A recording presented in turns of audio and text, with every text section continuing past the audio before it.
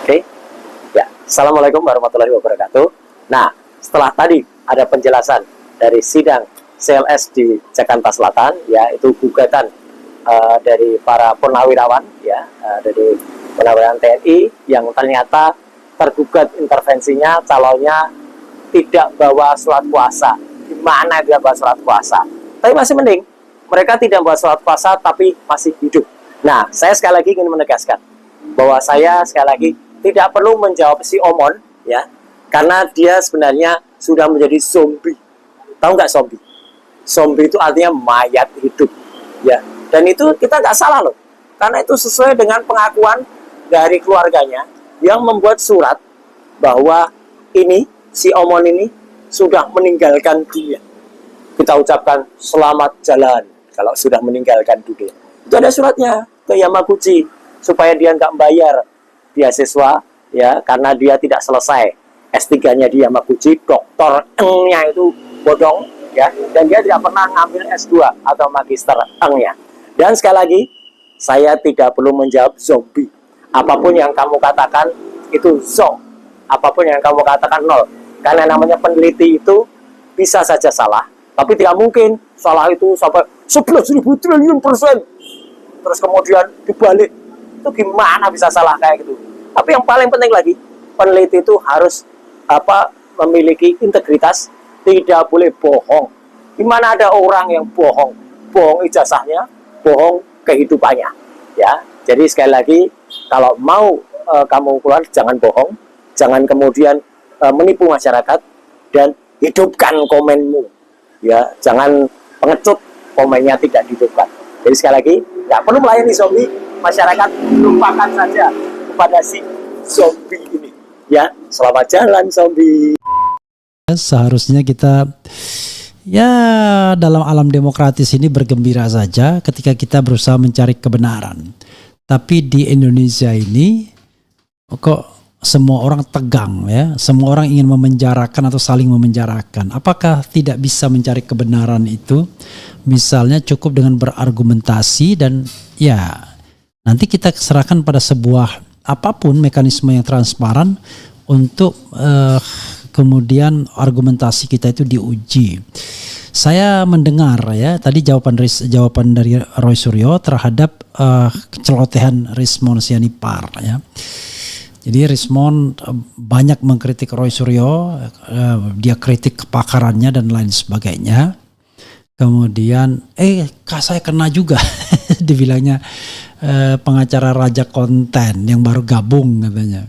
Nah, nanti saya jawab sedikit lah, ya. Saya tidak sakit hati, biasa aja, ya. Walaupun saya tanya sama pengacaranya, kenapa ini Rismon marah kepada saya? Aduh, nggak tahu, kata pengacaranya, ya. Saya lagi di suatu tempat dia. Kemudian dia marah juga sama Pak Taufik, ya, M Taufik, pengacara dari Solo. Saya tidak tahu juga apa masalahnya. Tetapi tentu, ya, memang banyak orang yang kemudian menanggapi Rismon. Mungkin ada yang cynical, ada yang ingin membahasnya dari sisi ilmiah, ada yang macam-macam. Tak terhindarkan kan membahas Rismon itu berarti ya membahas satu fenomena sesungguhnya. Nah, fenomena tersebut bernama Rismon Hasiholan Sianipar. Jadi kita tidak menghina orangnya, tapi melihat fenomenanya. Nah, itu perspektif saya. Tapi memang ada juga gaya Roy Suryo bilang Rismon omon gitu kan, si omon gitu.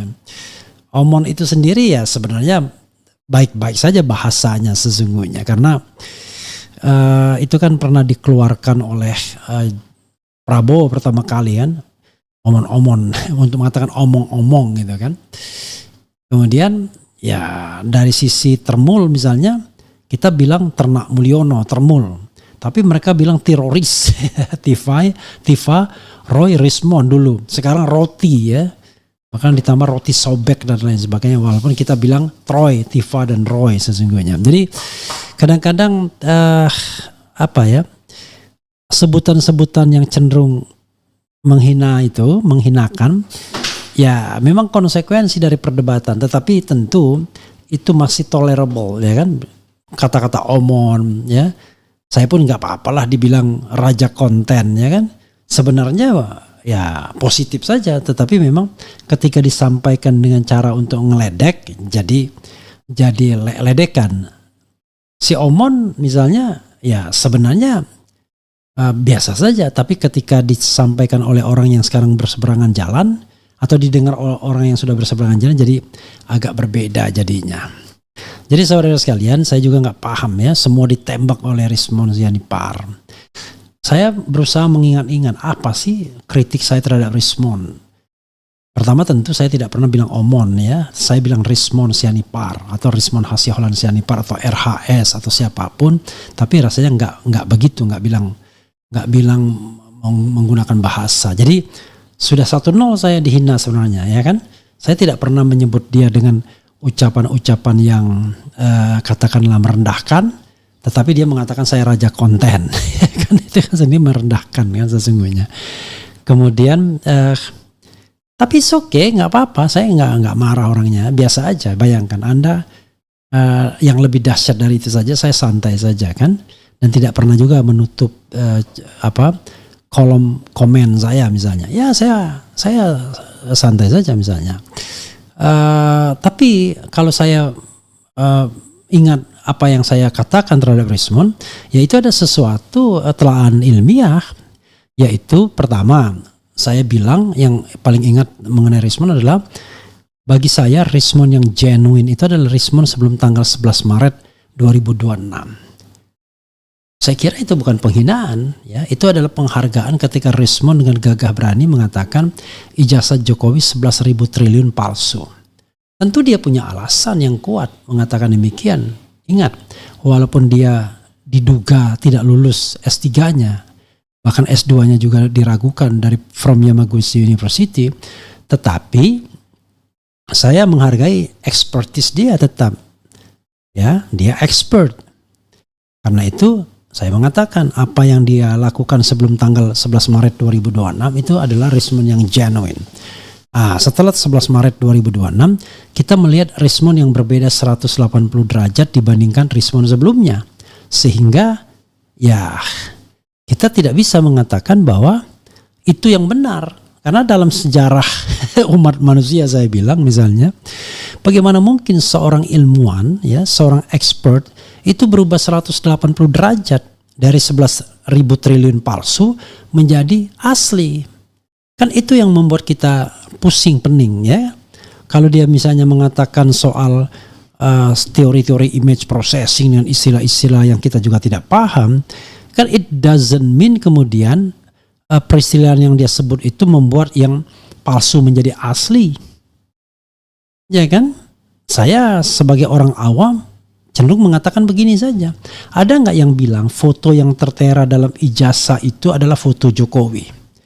Kan itu saja persoalannya. Ya, foto yang tertera adalah foto Jokowi. Tidak ada orang yang mengatakan demikian. Semua mengatakan itu bukan foto Jokowi. Nah, walaupun pakai teori canggih-canggih tentang image processing apapun, kalau foto yang tertera itu bukan foto Jokowi, ya void. Langsung batal. Itu ya kan. Jadi tidak perlu ngadu ilmu lagi untuk mengatakan ijazah itu tidak original atau palsu atau tidak otentik dan lain sebagainya dan lain sebagainya. Dan saya kira Rismon paham hal seperti ini. Ya. Saya baca misalnya Gibran Endgame. Apa yang mau dibantah lagi ya? Ingin mengatakan bahwa ijazah Gibran asli. Kan enggak. Toh dia tidak tamat SMA dan tidak bisa disetarakan bahwa UTS itu adalah setara SMA. Rismon sendiri yang menuliskannya. Lalu dia mau menuliskan apa? Sebaliknya. Kan ini bukan lagi soal penelitian digital forensik. Tetapi ini kan sudah wilayah yang cetowelo-welo. Orang awam pun bisa paham bahwa yang namanya surat keterangan dari waktu itu Daxman gitu ya. Dirjen pendidikan Dirjen Dikdasmen, pendidikan dasar dan menengah, itu tidak bisa dikatakan itu adalah keterangan penyetaraan ijazah SMA. Apalagi kalau kemudian diminta surat pengantarnya apa? untuk mendapatkan keterangan tersebut kan harus ada menyertakan ijazahnya, menyertakan macam-macam dan lain sebagainya. Ada 8 item kata Bonatua yang tadi baru datang. Jadi sobat era sekalian, sekali lagi ya, ini bukan soal sentimen atau tidak. Ini adalah argumen. Nah, argumen itu harus bisa dipertanggungjawabkan dari sisi pertama rasionalitasnya, dari sisi logikanya. Kalau sudah tidak logis, ya susah kita menerimanya. Susah kita menerimanya. Maka misalnya Roy Suryo memilih untuk menganggap atau menjawab dengan cara nyeleneh, mengatakan Risman zombie dan lain sebagainya, ya itu haknya Mas Roy, karena faktanya adalah saya belum pernah mendengar bantahan bahwa pembuatan surat kematian itu tidak pernah ada. Ya, sependek pengetahuan saya ya, Risman tidak pernah membantah bahwa ada upaya untuk mengatakan dia sudah meninggal dengan membuat surat kematian. Tujuannya apa entah, saya juga tidak tahu. Tetapi banyak yang mengatakan untuk menghindari penalti atau pengembalian beasiswa seperti yang dikatakan Roy Suryo juga, kalau dia tidak tamat atau dia tidak berhasil menamatkan Yamaguchi University yang merupakan beasiswa dari pemerintah Jepang, kan begitu. Lalu dia juga tidak membantah secara direct, secara tegas, secara jelas bahwa dia memang tidak tamat Yamaguchi University. Bahkan pernah ketika masih dalam satu kapal kita buat press conference, jawabannya juga tidak firm sehingga menjadi pembicaraan kita. Kok tidak firm sih ya? Kenapa nggak dijawab secara direct? Saya pernah melakukan konfirmasi beberapa kali soal ijazah itu, dan dia bahkan melarang saya untuk misalnya melakukan semacam mendatangi acara TV yang mempermasalahkan ijazah dia. Dengan mengatakan, abang tidak tahu katanya, loh ini kan bukan soal tahu dan tidak tahu, tapi apakah ijazah itu ada apa tidak ya. Itu yang saya harus pahamkan ya. Dan dia juga pernah meninggalkan grup ya kan. Tapi ya itulah. Jadi kita nggak habis pikir lah pokoknya apa yang dilakukan. Dan ini rupanya dia mendelete semua SMS ya pada tanggal 26 Februari. Oke, ya, belum sempat saya save. Dia sudah sudah delete semua ya. Apa ya?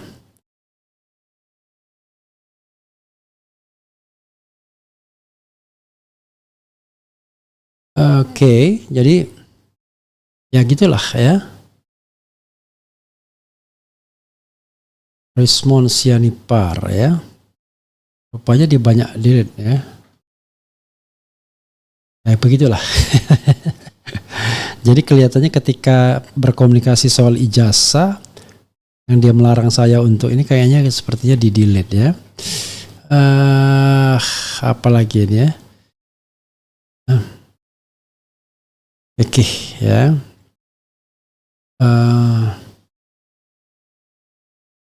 Pernah live juga di ini ya. Tapi dia terakhir saya bertemu dia di bandara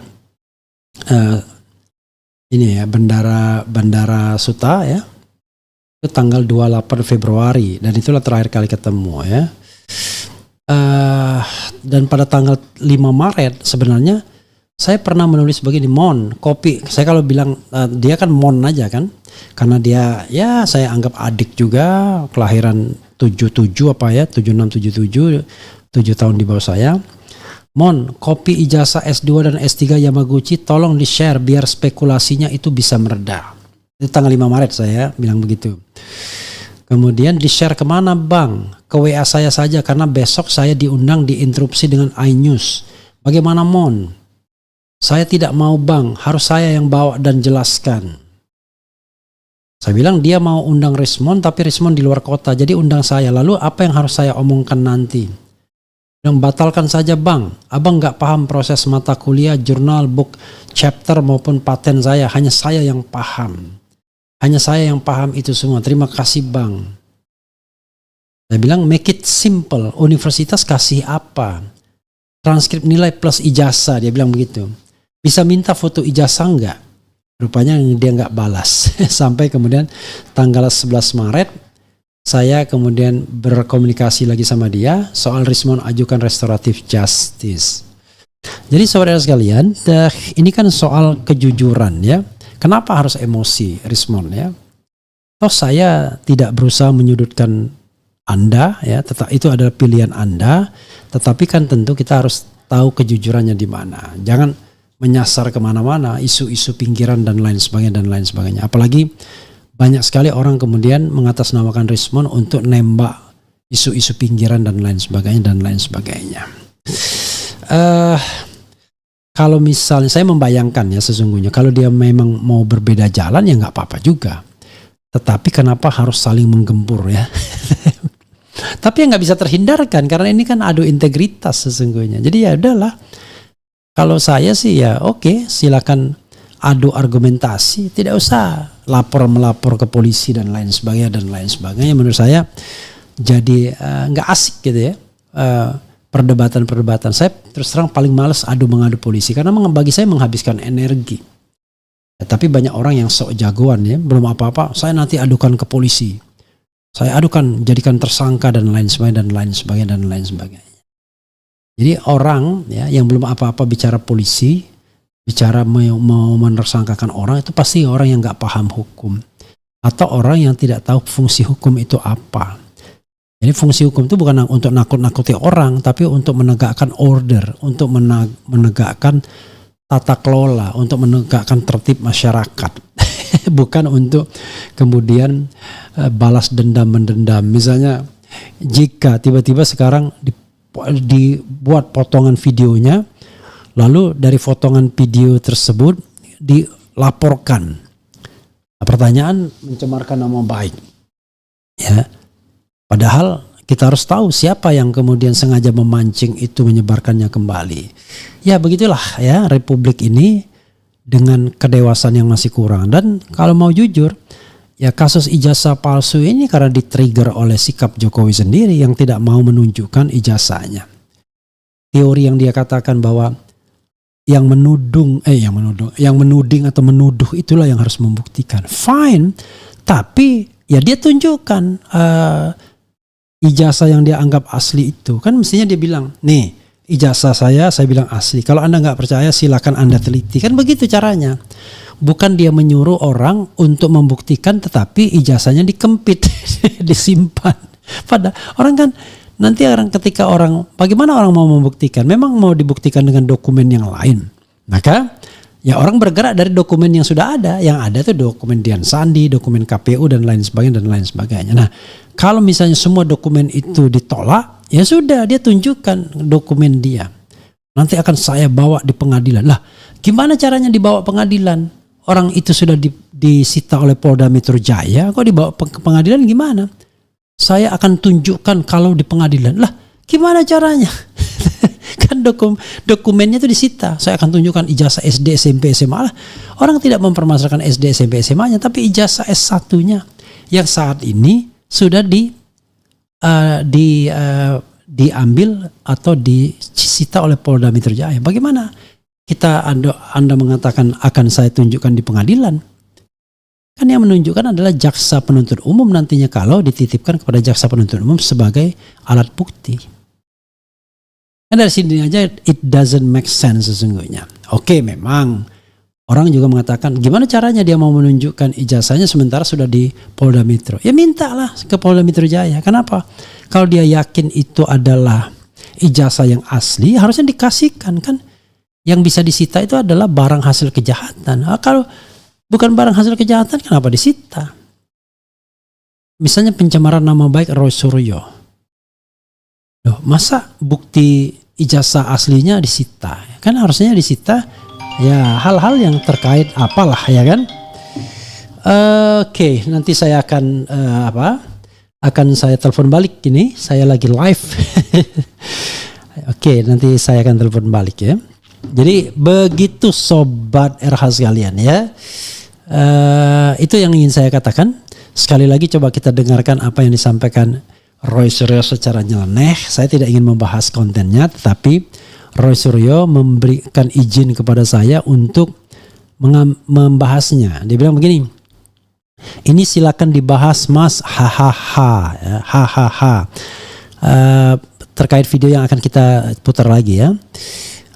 Dan kemudian ini statement singkat saya, sudah cukup untuk menjawab celotehan panjang tak bermutu dari si Omon yang sudah zong karena tidak punya integritas karena pengkhianatan dan kebohongannya. Quotable, dia bilang bisa dikutip ini.